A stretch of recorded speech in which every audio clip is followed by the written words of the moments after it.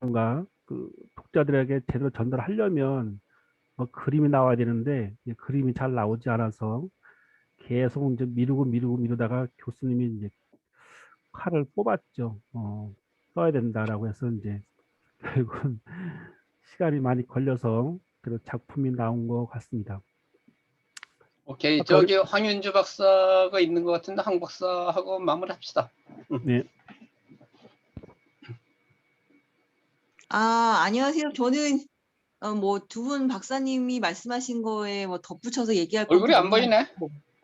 제가 지금 음. 그 핸드폰으로 좀 어렵게 하고 있는 중이라서 아, 얼굴은 그래. 생략하도록 하겠습니다. 어쨌든 교수님이 이런 기회 주셔서 저는 따라갔을 뿐인데 두 분 박사님뿐만 아니라 같이 책을 내주신 다른 박사님들한테도 굉장히 많이 배웠어요. 여전히 이 공부에 임하는 학습에 임하는 이 정말 진지하고 성실한 자세를 끊임없이 가져가야 되는 게 또 박사구나라는 것도 알게 되었고, 또 저도 어쨌든 따라갔지만 너무 뿌듯하고 감사드립니다. 그래서 정말 이렇게 뭔가 책을 쓰고 저자로서의 활동이나 글을 써야겠다, 연구를 계속 해야겠다라는 그런 마음, 동력을 불러일으켜 주셔서 정말 감사드립니다. 그만 마치도록 하겠습니다. 네, 네. 그러면 저 마무리할까요, 교수님? 네. 지금 제가 여기에 저희 이 책을 쓰신 다른 박사들도 초대를 좀 했는데요. 안내도 하고. 그래서 그 했던 분이 이제 김혜영, 홍숙희, 이소연, 백수정, 안동윤, 황윤주, 오성숙, 장윤영 이 박사들이 이제 함께 했고, 또 이런 이제 교수님의 소중한 제자 관계를 만들어 주셔서 다시 한번 교수님께 감사를 드립니다. 또한 동계 소속에 참여한 우리 선생님들도 관계 연속성을 위해서 노력을 해 주시면 좋겠고요. 그런 시가 있더라고요. 사람이 온다고 하는 것은 뭐 다 아시겠지만 실로 어마어마한 일이다. 그는 그 사람의 과거와 현재와 그리고 미래가 함께 오기 때문이다 하는 그런 시가 있다고 합니다. 그 책을 내는 것도 글을 쓰는 것도 아마 어마어마한 일인 것 같아요. 나중에 교수님께서 또 이런 기회를 만들어 주면 우리 선생님들도 적극적으로 도전을 해서 함께 할 수 있는 그런 기회를 만들면 참 좋겠다는 생각이 들고요.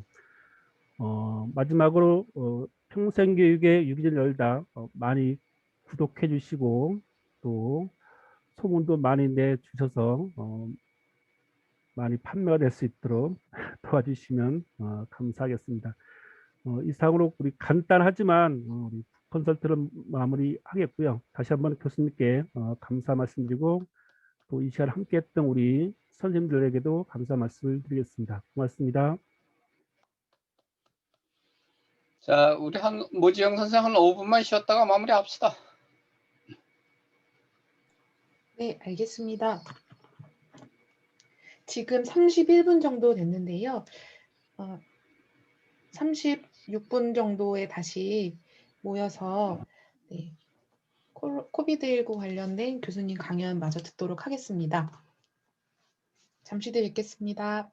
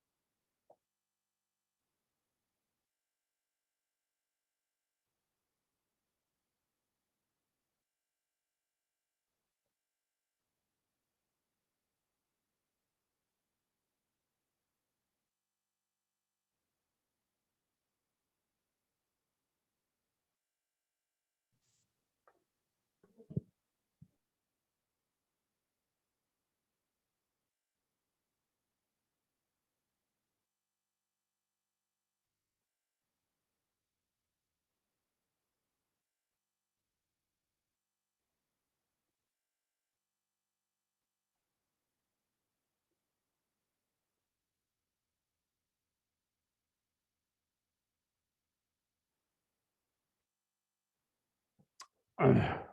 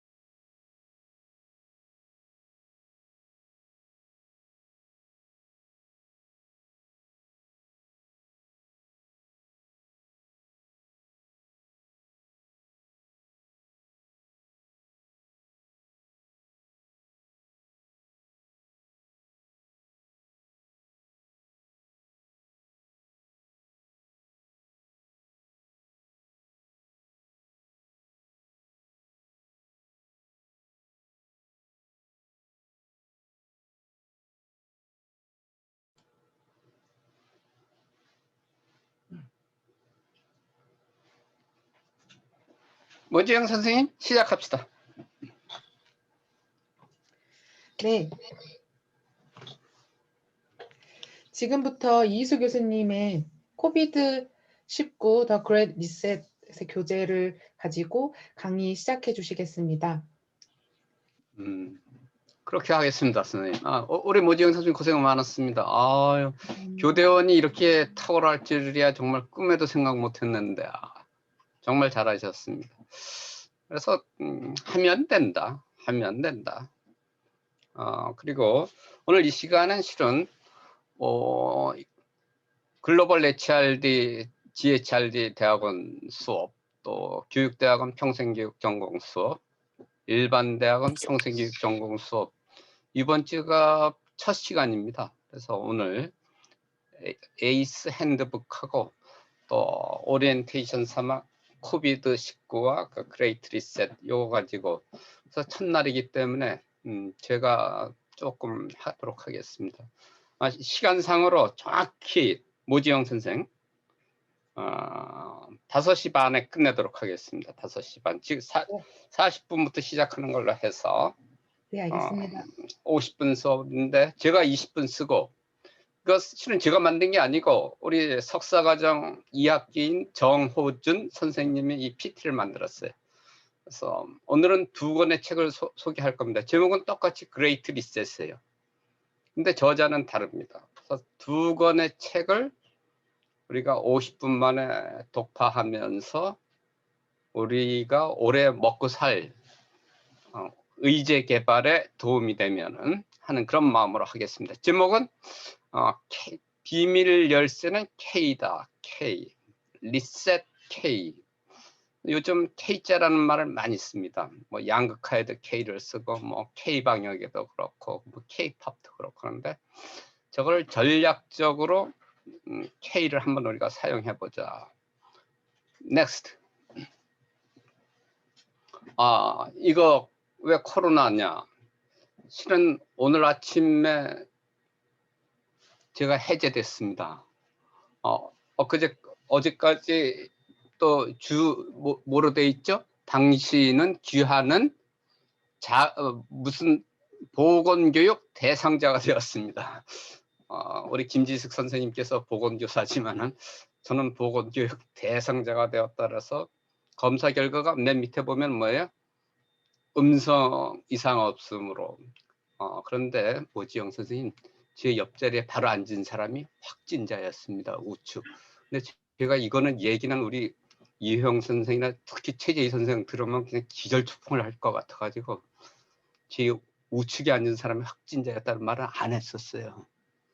그런데 그 심사에 있었던 12명 다 확진자 외에는 이상이 없었습니다. 그래서 이게 마스크의 효과구나. 넥스트. 요 4가지로 왜 4가지겠어요? 모든 길은 사로 통하기 때문에 구성된 4파트로 했습니다. 넥스트.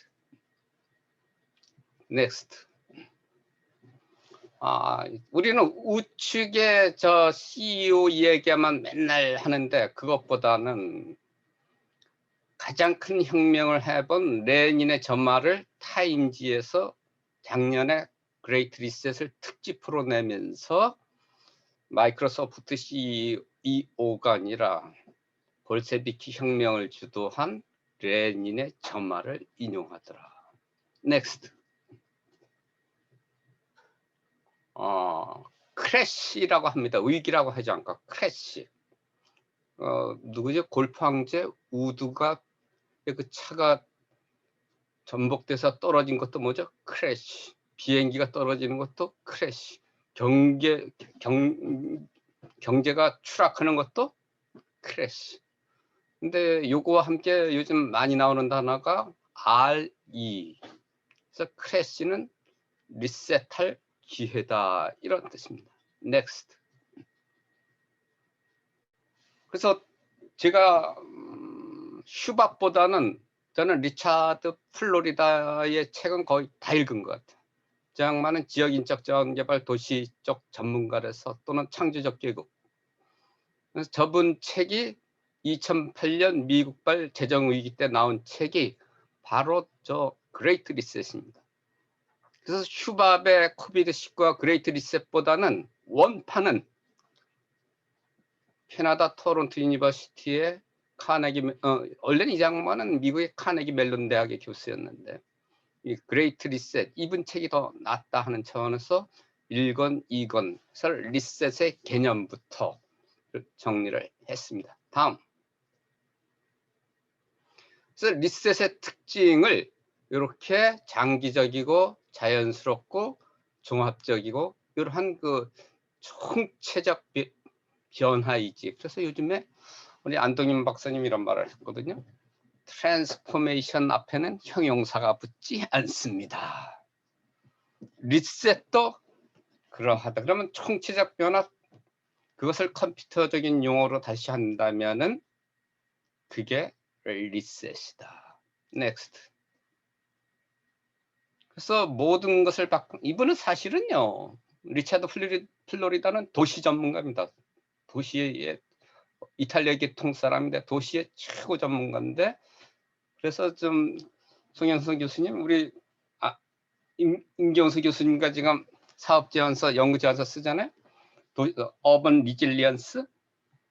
이 책이 이분이 그쪽으로 제일 전문가입니다. 도시의 변화로부터 삶의 변화에 이르기까지 총체적인 변화. 또 넥스트. 그 다음에 2장입니다. 위기 때마다 언제나 등장하는 단어가 리셋이다. 다음. 사실은 플로리다 책에 보면요, 거기까지는 왜 슈밥이 장사꾼 감각이 뛰어난가 하면은 그 양반은 모든 걸 하나만 더 했거든요. 3차까지를 누가 다 정리해놨다고? 리차드 플로리다가 73년, 29년, 2008년 여기까지 정리를 해놓은 거예요. 거기다가 뭐야? 코로나19 발생에 따라서 숟가락 하나만 더 얹은 겁니다. 넥스트. 이거요, 2017년 중앙일보에서 리셋 코리아 연초에서 사업을 했었어요. 우리 한성봉 박사님 기억할 겁니다. 리셋 코리아. 그 리셋이란 말이 컴퓨터상의 리셋만은 아니다. 정치적으로. 왜 이게 장사가 되느냐 하면은 벌써 서울시, 부산시장 선거, 내년 대선 들어가지요. 그 다음에 미국 대통령 새롭게 시작하죠. 전부 리셋 운동이. 그래서 중앙일보가 저걸 너무 일찍 터뜨렸다. 오래 좀 했었으면 저게 빛이 났을 텐데 2017년에 별반 빛이 나지 않았다라는 뜻입니다. 다음. 그래서 이것은 1차부터 그러니까 이 부분은 우리 정호준 선생님께서 잘 정리했으니까 여러분들이 책을 읽는 삼아 한 번쯤만 보시면 되겠습니다. 슬라이드 쇼로 하고 정 선생 넘어갑시다. 2차 리셋. 이게 3차 리셋이 이때 이명박 대통령을 여러분들이 욕만 하는데 실은요. 이때 2008년 미국발 재무위기를 가장 잘 극복한 나라가 바로 우리나라입니다. 그리고 이걸 기초로 해서 리차드 플로리다 선생께서 그레이트 리셋을 책을 쓰게 됩니다. 그리고 이 책은 여러분들 번역본도 있고 원서도 있고 코비드19도 그렇고 번역본과 원서를 국내 서점에서 다 구할 수 있습니다. 그럴 정도로 널리 알려진 책이고, 이 책이 또 좋은 거는 작년도에 그 유행어가 뉴노멀이었잖아요. 정지훈 선생 뉴노멀 작년도에 엄청 떠들어 먹고 팔아먹었지 뉴노멀. 그런데 저 책 그 뉴노멀을 제일 먼저 어떤 면에서 뉴노멀이 유행어가 된 거는 2008년 재무위기 때 나온 단어입니다. 그래서 저 책의 한 챕터가 뉴노멀입니다. 뉴노멀. 우리는 작년에 그 유행어가 된 걸로 아는데 실은 2008년 재무위기 통해서 유행어가 된 계기 중에 하나도 이번에 이 책에 나와 있습니다. 다음. 이 3차 리셋 또. 그래서 여기서 이제 다른 건 여러분들이 다 뭐 안 보더라도 리셋이 갖추어야 할 8원칙 정도는 인간 창의성. 사실 왜 창의성 나오느냐면 이분이 주저가 창조적 계급의 도래 또는 뭐 번역서는 창조적 계급의 뭐 비행이라고 이 책을 번역한 분으로 책을 소개했던데 내가 보기엔 The Flight of the Creative Class는 비행보다는 도피 같은데 물론 저분이 나보다 영어를 더 잘하겠지. 그래서 여기에 보면은 교육개혁이 또 들어옵니다. 그래서 이분이 창의성 이야기를 많이 한 이유는 그렇습니다. 창의성은 농촌보다는 어디에 더 많다고요? 도시에 밀집돼 있다. 그 다음에 교육개혁으로부터 삶의 질 변화 이런 것을 그럼 요것만 잘 해보면은 어떤 면에서는 도시 발전, 도시의 리질리언스, 도시의 회복 탄력성 이분 걸 빌려다가 제가 창조적 학습 도시 여기에도 써먹었고 이분 거를 갖다가 지역 인적 자원 개발에도 이분 연구를 좀 많이 제가 참고를 했습니다. 그래서 리셋이 갖추어야 할 8원칙 정도는 여러분들이 한 번쯤은 꼼꼼하게 읽어보십시오. 다음. 그래서 다음부터는 요거 하나하나를 사실은 이분이 그 지역 발전의 3T라고 해서 그걸 저도 평상도시에도 써먹었는데 학습도시의 3T 또는 대학이 갖추고 있는 3T 했는데 그게 바로 여기 나오는 여기 인재는 탤런트입니다. 세 가지 T자가 탤런트. 두 번째는 테크놀로지, 기술. 세 번째가 뭐였느냐 하면 톨레랑스, 관용. 이것이 창조적 계급을 끌어들이는 자석이다 해서 창조적 계급은 탤런트, 톨레랑스, 테크놀로지가 갖추어져 있는 지역에 밀집하는 속성이 있다. 그런데 그런 속성을 다 갖춘 3T를 갖춘 대표적인 기관이 대학이다. 이렇게 이분은 얘기를 했습니다. 그래서 대학과 도시발전이라는 유명한 책도 이분이 갖고 있습니다. 그런데 그것을 이분도 수정을 하게 됩니다. 다들 요즘엔 3이 아니라 4를 쓰니까 테라토리 어셋, 그래서 테라토리얼 어셋해서 지역의 자산, 그것을 추가하게 됩니다. 요거는 누가 발견해 줬느냐? 우리 배은순 박사님이 또 이 문헌 검색에 1인자예요. 이분이 딱 교수님이 테라토리얼 어셋해서 주변 환경 요소로서 영토적 자산, 그래서 4T로 되어 있습니다. 그래서 요즘 캠퍼스 타운 프로젝트나 뭐 하는데도 이 4T를 접목시키면 좋을 것이다 해서 인간 창의성 중심에서 그 각각에 대해서는 슬라이드로 대신하고 넘어가고 정우준 선생님 슬라이드 한 장씩 2, 3초 간격으로 보여만 주고 넘어가세요.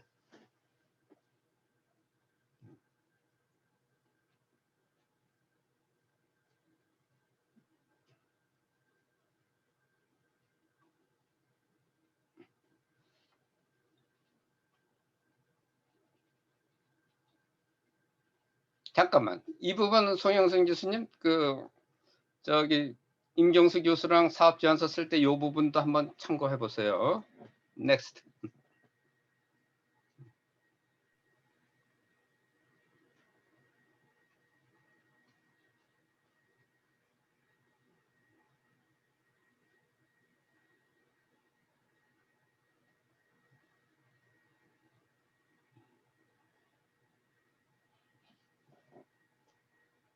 자, 지금부터 저는 여기까지만 하고 나머지 이제 클라스 슈밥의 코비드19와 더 그레이트 리셋 이 부분은 우리 석사과정 2차에 올라가는 정호준 선생님께서 그래서 정호준 선생님 저보다 더 나아요. 우리 정호준 선생님께서 한번 발표하도록 하겠습니다. 정 선생님, 고. 네, 안녕하십니까. 네, 파트 3부터 발표를 맡게 된 석사 2차 정호준입니다. 제가 맡은 부분은 이제 현재와 미래의 리셋입니다. 우리가 현재 겪어가고 있는 이 그레이트 리셋이 어떤 방향으로 가고 있고 어떠한 원인으로 발생하고 있으며 또 각 분야별로 좀 핵심 포인트는 무엇인지 제가 간단하게 소개해 드리도록 하겠습니다. IMF는 작년 4월 발표한 보고서에서 코로나로 인한 현재 세계의 상황을 대봉쇄라고 표현을 했습니다. 이는 대공황 이후의 최악의 경기 침체와 단절을 의미합니다. 바로 이 대봉쇄의 원인이 코로나죠. 이 코로나는 연대 표기 기준을 바꿀 논의를 진행할 만큼 전 세계에 큰 피해를 발생시키고 있고 전 세계의 이전과 확연히 다른 여러 가지 변화들을 만들고 있습니다. 이 변화된 삶은 점차 일상이 되어 우리가 흔히 부르는 뉴노멀이 되었고 이제는 뉴노멀과 리셋을 넘어서 더 살기 좋은 세계를 만들기 위한 그레이트 리셋이 필요할 때라고 세계의 석학들은 이야기하고 있습니다. 특히 4차 산업혁명의 주창자이자 세계 경제 포럼의 회장인 클라우스 슈밥이 제시한 개념으로 이 그레이트 리셋은 사회 모든 것의 변화를 의미합니다. 제가 짧게 영상 하나 보여드리면서 이어가겠습니다.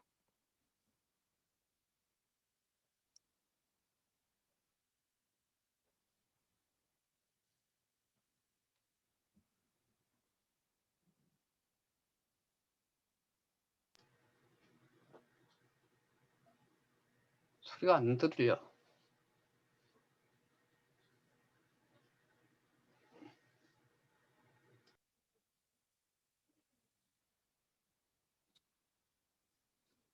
소리 안 들려요.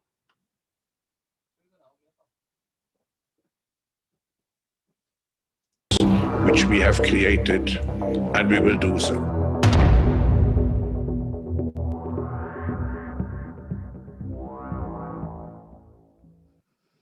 네, 이 책은 2021년도에 나온 정말 최신의 책으로서 클라우스 슈밥이 주장한 우리 구체적 억제, 회복, 리셋의 단계의 가이드라인을 담은 책입니다.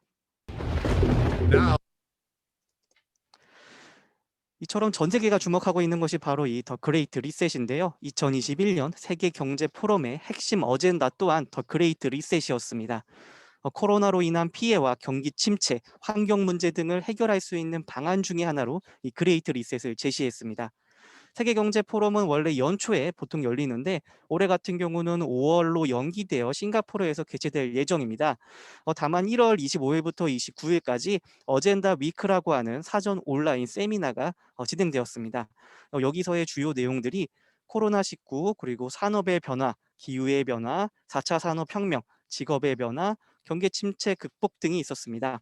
바로 이러한 여러 가지 우리 사회가 안고 있는 이슈들의 방안이 바로 그레이트 리셋이다라고 이 경제 포럼에서 이야기하고 있었습니다. 자, 그렇다면 우리가 살고 있는 사회의 특징, 이 그레이트 리셋을 겪어야 될 이 세계의 특징이 무엇인지 먼저 알아보도록 하겠습니다. 오늘날 우리의 세계를 정의하는 특징은 크게 세 가지로 상호 의존성, 속도, 복잡성의 특징을 가지고 있습니다. 먼저 상호 의존성입니다. 이 상호 의존성이라는 것은 연결의 개념을 넘어서서 서로가 서로에게 의존하고 있다는 뜻입니다. 마치 도미노처럼 하나가 넘어지면 와르르 무너지는 그러한 현상을 보여주고 있다는 것이지요. 그래서 초연결된 사회는 한 곳에서 발생하는 사건의 결과가 그 지역에만 국한되는 것이 아니라 서로 강한 영향을 주고받으면서 이루어지고 있다는 것입니다. 또한 이러한 영향의 연쇄 반응인 물수제비 효과가 극대화되는데요. 이 물수제비 효과는 특히 악영향을 미치는 효과들에서 좀 더 크게 나타나고 있다고 합니다.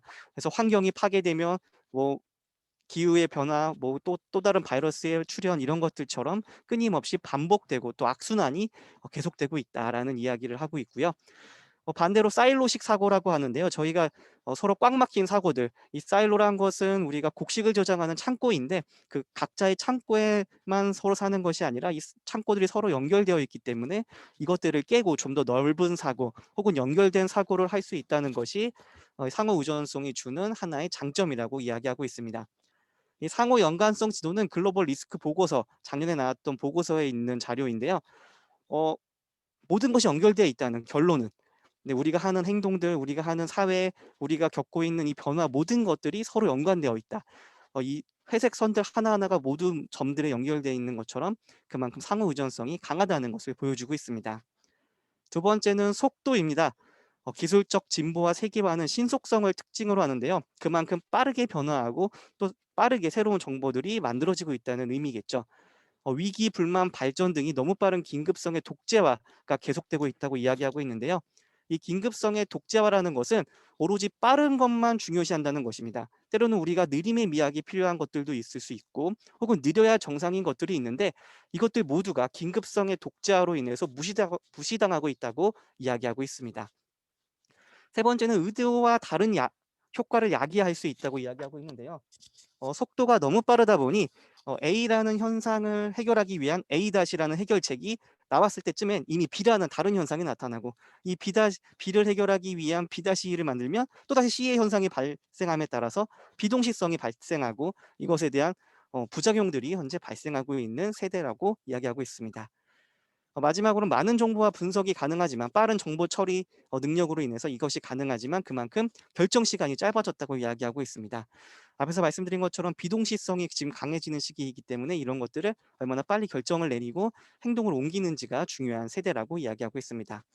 마지막으로는 복잡성입니다. 이 복잡성을 구성하는 요소는 크게 세 가지로서 양적 요소, 말 그대로 얼마나 볼륨이 큰지 혹은 종류가 얼마나 많은지, 그리고 연결성, 서로 얼마나 많이 연결되어 있는지, 마지막으로 비선형 효과로 구성되어 있습니다. 비선형 효과라는 것은 우리가 선형적인 것이 아니라 예상하지 못한 사건들로 이루어지는 것인데요. 대표적인 이런 효과들이 블랙스완 효과죠. 우리가 검정 백조는 있을 수 없어라고 이야기를 했는데 정말 발생하는, 혹은 알려진 무지, 우리가 언젠간 발생할 줄 알았지만 그게 언제인지 혹은 어디서인지를 몰라서 발생하는 이런 비선형 효과, 마지막으로는 작은 어떤 현상들이 나중에 더 큰 효과를 발휘하게 되는 이런 나비 효과 등이 대표적인 비선형 효과입니다. 오늘날의 세계에선 이런 비선형적 효과들이 조금 더 많이 발생하고 있다고 이야기하고 있습니다. 특히 이번 코비드-19 같은 팬데믹 현상들은 많은 변수의 영향을 받는 복합 적응계라고 이야기를 하고 있습니다. 따라서 하나의 변수가 아니기 때문에 해결을 위해서는 다양한 변수에 더 다양한 전략들이 필요하다라고 이야기를 하고 있습니다. 두 가지 이상의 악재가 발생하는 퍼펙트 스톰의 상황들이 많이 발생을 하고 있는데요. 이 퍼펙트 스톰이라는 것도 하나의 악재와 다른 악재가 만났을 때 1 더하기 1이 2가 아니라 3, 4 이상의 악영향을 미치는 것을 의미합니다. 그렇다면 우리의 세계는 어떠한 방향으로 변화하게 될까요? 우리가 앞으로 겪게 될 대표적인 현상으로는 불평등의 증가, 그리고 민주주의의 붕괴, 글로벌 구조의 구식화, 그리고 매우 빠른 기술 파괴가 대표적인 현상으로 들 수 있습니다. 이 불평등의 심화라는 것은 정부와 그리고 국가의 경제가 침체됨에 따라서 정부의 재정 부족 현상이 일어나고 정치적 소외 현상이 발생함에 따라서 취약계층이 증가하게 됩니다. 따라서 부의 불균형이 발생하고 이것이 심화됨에 따라서 일부 시민들이 분노에 쌓이게 되고 계급 간의 갈등이 발생하게 되는 상황을 야기할 수 있습니다. 두 번째는 민주제도 정당성의 붕괴입니다. 우리는 민주주의가 모든 문제를 해결할 수 있는 정치제도라고 생각을 하고 지금까지 이어왔지만 이것이 공정한 분배에 대한 개념이 변화하면서, 즉 우리가 기본으로 생각했던 돈을 많이 내면 많이 가져간다가 과연 옳은가, 이런 것들에 대한 다양한 질문들이 생겨나기 시작했고요. 정치적 양극화 현상을 비롯해서 정치적 지도자에 대한 불신이 점차 커지고 있는 상황입니다. 세 번째는 글로벌 구조의 구식화입니다. 지금까지 구성되어 있던 세계 자유무역주의라든지 세계화 추세에 어떤 반하는 이러한 현상들이 많이 발생을 하고 있습니다. 이에 따라서 외교 관계가 침체되고 국제적 리더십, 즉 유엔과 같은 국제기구의 영향력이 매우 약해지고 있는 현재 상황을 보이고 있습니다. 또한 자국 우선주의, 우리가 백신을 개발한다든지 아니면 우리 마스크 현상이라든지 이런 것들을 우리나라 먼저 혹은 우리나라만 독점하려는 이러한 현상들이 생겨나고 있다고 이야기하고 있습니다. 마지막으로 빠른 기술의 파괴 그리고 발전입니다. 특히 선진국의 기술 경쟁이 굉장히 극대화되고 있는데요. 이 미국과 중국 같은 경우는 서로 기술의 어떤 선점 효과를 노리기 위해서 최신의 기술을 발견하기 위해 엄청난 돈을 투자하고 있다고 합니다. 특히 요즘엔 자동화와 머신러닝, AI 등의 투자가 증대되고 있으며 디지털화 촉진과 디지털 소외 현상이 발생하고 있다고 이야기하고 있습니다. 물론 이 우리 코로나도 굉장히 우리 방향성에 큰 영향을 미치고 있습니다. 자, 그렇다면 방향은 어디서 발생을 하게 될까요? 우리가 생각할 수 있는 7대 영역을 이 책에서는 제시하고 있는데요. 먼저 경제, 사회, 환경, 경영, 그리고 산업, 지역, 그리고 국제적인 방향에서 우리가 변화가 발생할 것이다라고 이야기하고 있습니다. 우리가 크게 리셋의 그 범주를 거시적 리셋, 그리고 미시적 리셋, 마지막으로 개인적 리셋으로 해서 알아볼 건데요. 거시적 리셋은 대표적으로 경제, 사회, 외교, 기술, 환경으로 구분해서 알아보도록 하겠습니다. 이 경제적 리셋의 주요된 내용은 세계 경제가 폐쇄될 것이고 기존에 우리가 많이 사용했던 GDP라는 이 경제 지표가 의미성을 퇴색할 것이다. 즉 우리가 경제가 성장할 때야 GDP가 의미가 있겠지만 더 이상의 성장은 거의 없을 것이고 더 중요한 것은 지속 가능 경제 그리고 얼마나 우리가 제도, 인프라, HR이 잘 갖춰져 있는지가 앞으로 평가될 것이다. 그래서 여기에 맞는 경제 지표가 필요할 것이다라고 이야기하고 있습니다. 사회적 리셋으로는 앞서 나왔던 어떤 불평등이 심화됨으로써 박탈감이 심화되고 소외계층의 증가로 사회가 불안정화될 것으로 예상하고 있었습니다. 사회적 불안, 이것을 어떻게 줄일 것인가가 사회적 리셋의 가장 큰 핵심 요소라고 이야기하고 있습니다. 사회적으로 또 한 가지 중요한 게 새로운 세대의 등장입니다. 이 새로운 세대의 등장은 특히 참여적인 욕구가 굉장히 강하기 때문에 시민 참여가 증가할 것이다라고 보고 있고요. 정부 또한 앞으로 많은 복지와 보건뿐만이 아니라 여러 분야에서 더 많은 간섭과 또 정책을 내야 될 것으로 즉 큰 정부로서의 방향성을 보일 것이다라고 이야기하고 있습니다. 지정학적 리셋은 우리가 앞서 나왔던 세계화 자유무역의 후퇴 하지만 반대로는 글로벌 거버넌스는 확장될 것이라고 이야기하고 있습니다. 즉 서로가 연계되는 것보다 우리에게 이득이 될 수 있는 어떤 조직들이 많이 생겨날 것으로 예상을 하고 있었고요. 미국과 중국의 갈등이 심화됨에 따라서 위기 대처 능력, 즉 지금과 같은 이 코비드19라든지 미국과 중국의 갈등에서 어떻게 대처할 것인지 여기에 얼마나 효과적으로 대처하는지가 국가 경쟁력을 좌우할 것이다라고 이야기하고 있습니다. 특히 이런 위기 상황에서는 유연한 소규모 국가의 성장이 눈에 많이 띄고 있다고 이야기하는데요. 대표적으로 싱가포르라든지 대만과 같은 국가들이 어떤 이런 위기들을 잘 극복해 나가고 있는 대표적인 사례로 제시되었습니다. 기술적 환경적 리셋입니다. 기술은 굉장히 빠르게 진화하고 있죠. 특히 여기서의 특징은 세계 인구의 디지털화입니다. 추적과 감시 등 노출이 증가됨에 따라서 여기에 대한 어떤 개인정보 노출이라든지 여기에 보호가 반드시 필요하다고 함께 이야기하고 있었고요. 제조 서비스업의 자동화가 확산될 것으로 이야기하고 있었습니다. 환경적 리셋은 이 코비드19도 어떻게 보면 기후변화에 따른 돌연변이로 인한 바이러스의 변종이라고 이야기하기 때문에 관심이 증가될 것이라고 이야기하고 있습니다. 특히 원래는 이런 것들이 자생적으로 치료가 되고 시간이 지남에 따라서 안정화돼야 되는데 지금의 지구나 환경들이 이러한 자생력을 잃었다라는 측면이 굉장히 많은 지적을 받고 있습니다. 따라서 우리가 단편적으로 해결해주는 어떤 쓰레기를 줄인다든지 이런 것들 자체가 아니라 지구의 자생력 그 역량 자체를 강화할 수 있는 노력들이 필요하다고 제시되고 있습니다.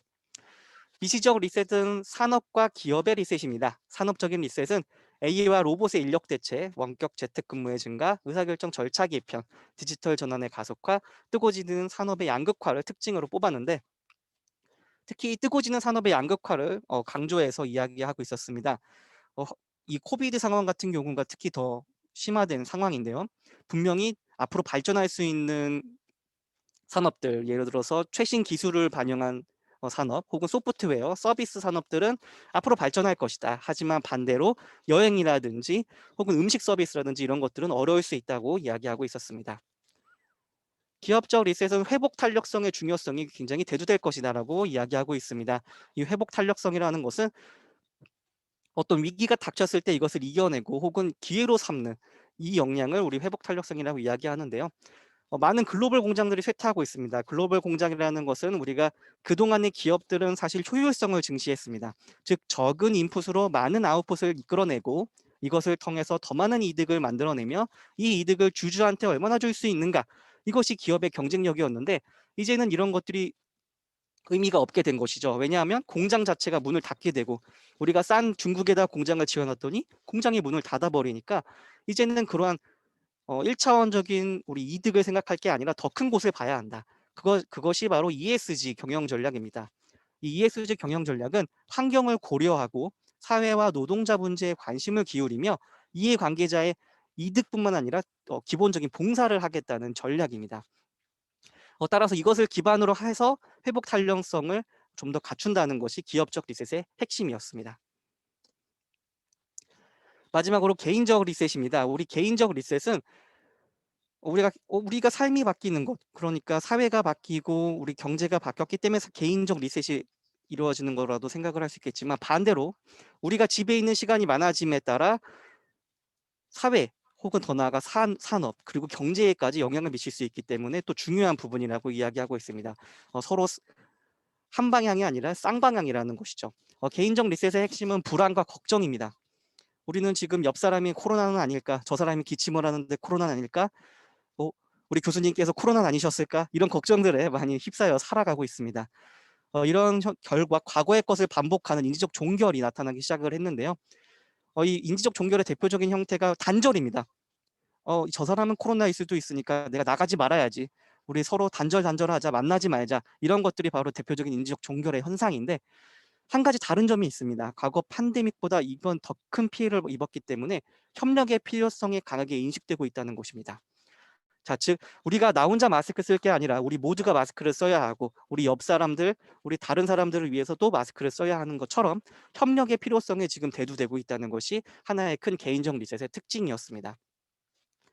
또한 공익과 도덕적 선택 문제가 증가하고 있습니다. 우리가 나이 든 노인분들을 먼저 치료해야 될까?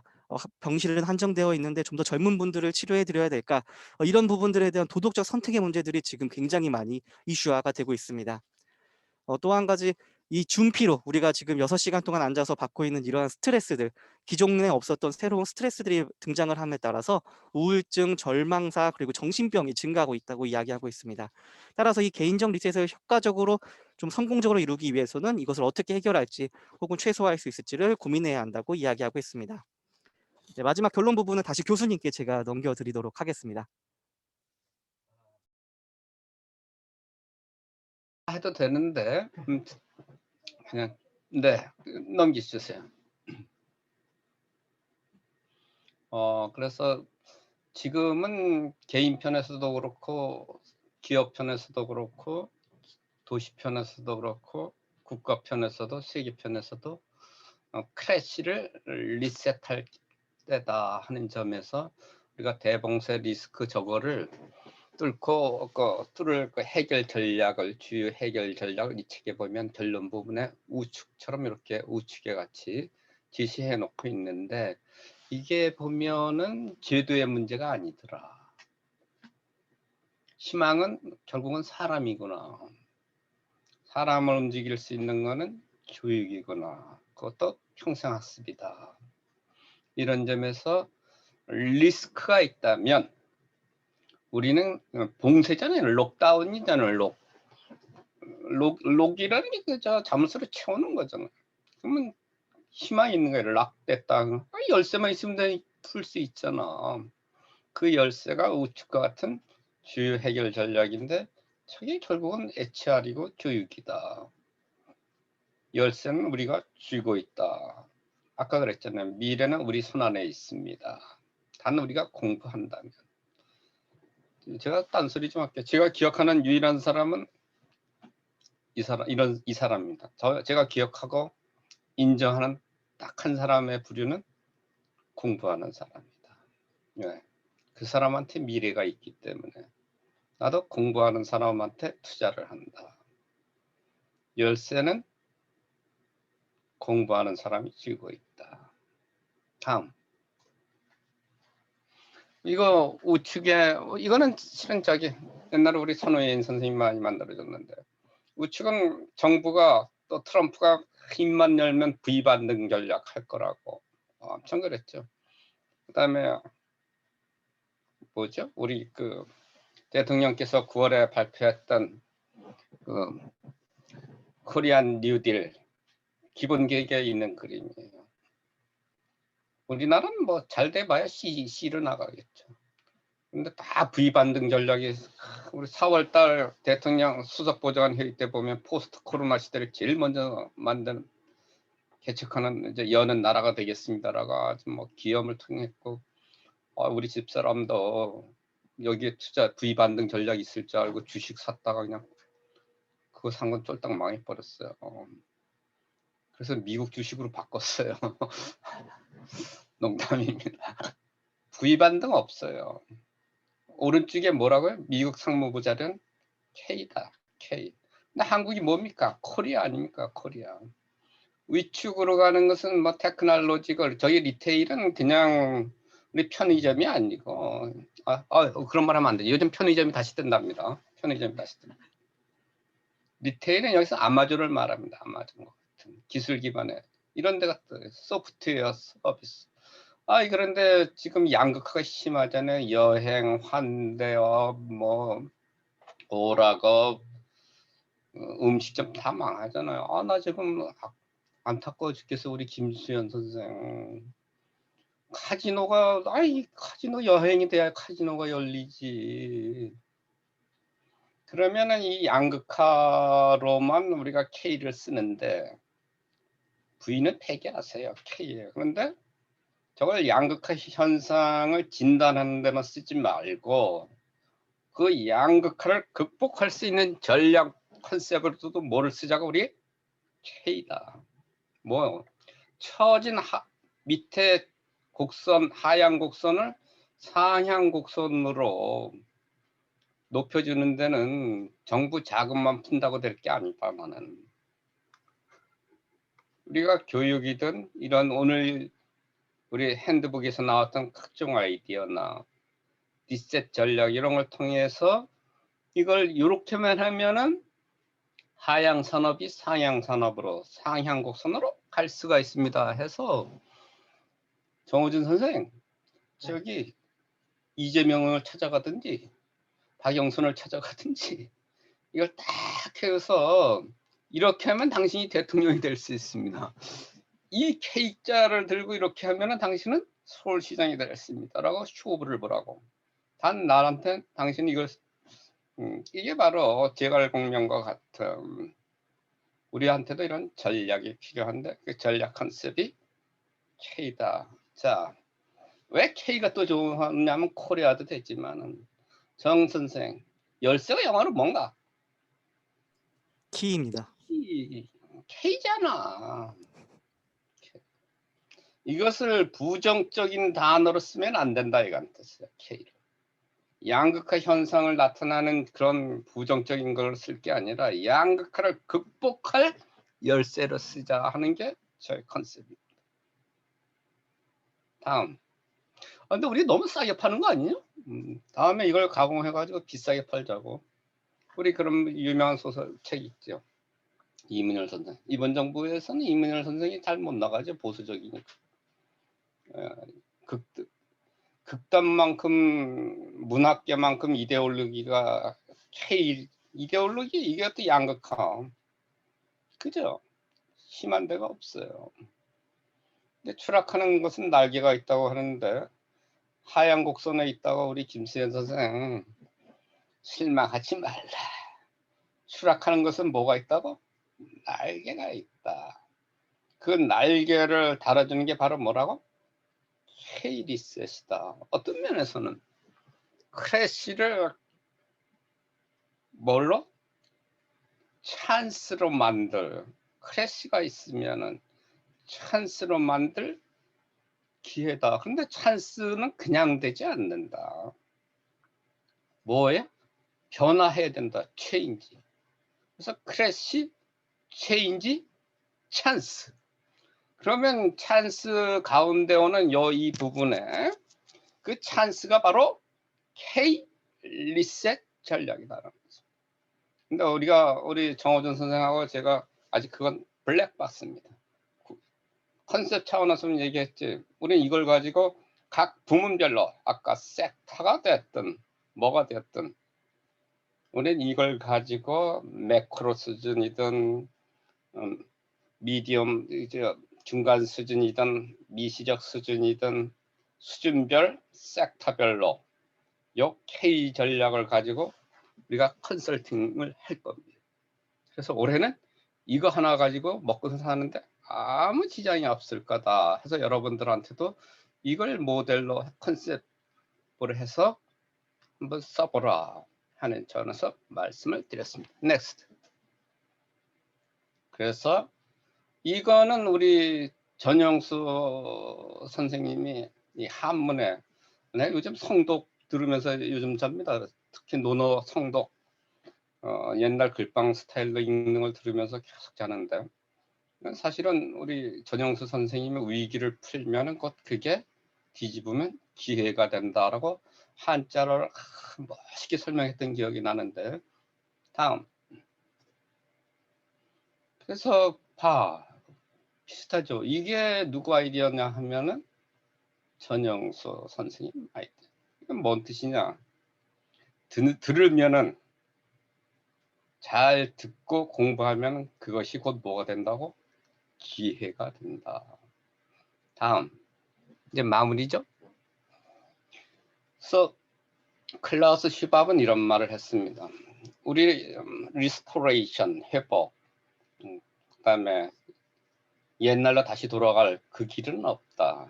우리 송영선 교수는 연배면 우리 그 노래 알죠? 이리 갈까 저리 갈까 차라리 돌아갈까. 그죠? 삼거리에는 구준비만 온다 하는 그 유행가 가사. 우리의 길은 옛날로 돌아갈 길은 이미 끊어졌습니다. 슈밥이 그런 말을 해요. 옛날로 돌아가는 그 선택은 최악의 선택이다. 오늘보다도 더 로스트 시나리오. 그것보다는 뭐예요? 리셋해서 새로운 길을 갈 때 거기에 우리의 희망이 있다 하는 걸로. 그래서 여러분들 이 책 뭐 원서도 그렇게 어렵진 않아요. 번역판이 올 1월에 다행히 나왔습니다. 원서는 작년 아마 7월쯤인가 6월쯤 나왔습니다. 그래서 저는 그 두 권 원서 번역서 다 사서 봤습니다. 아마 그 사다 준 양반이 그 선우예인 선생님인 걸로 기억하는데. 그래서 여러분들 뭐 하라고?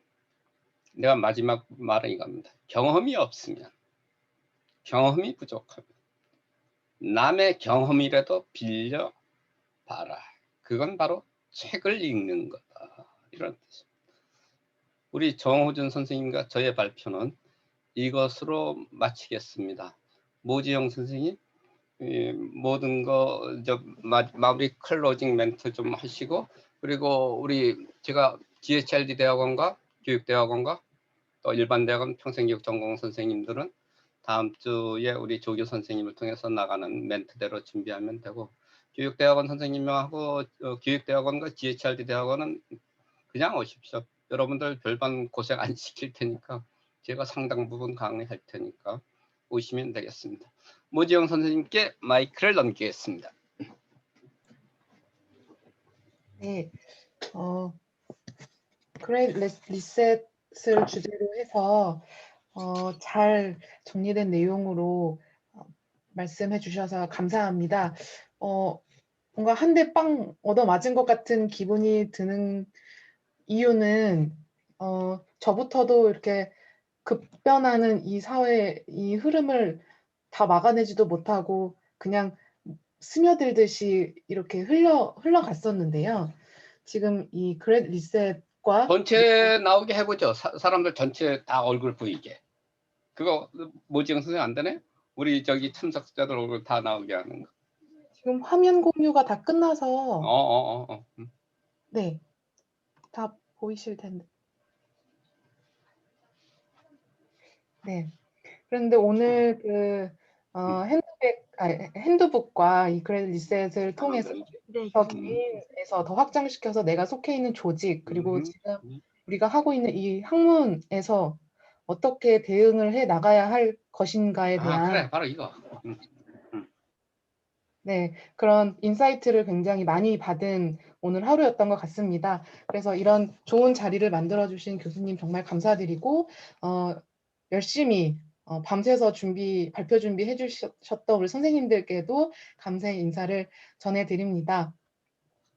다음에는 직접 만나서 많은 이야기 나눌 수 있는 그날을 기대하면서 오늘 이 세미나 마무리 짓도록 하겠습니다.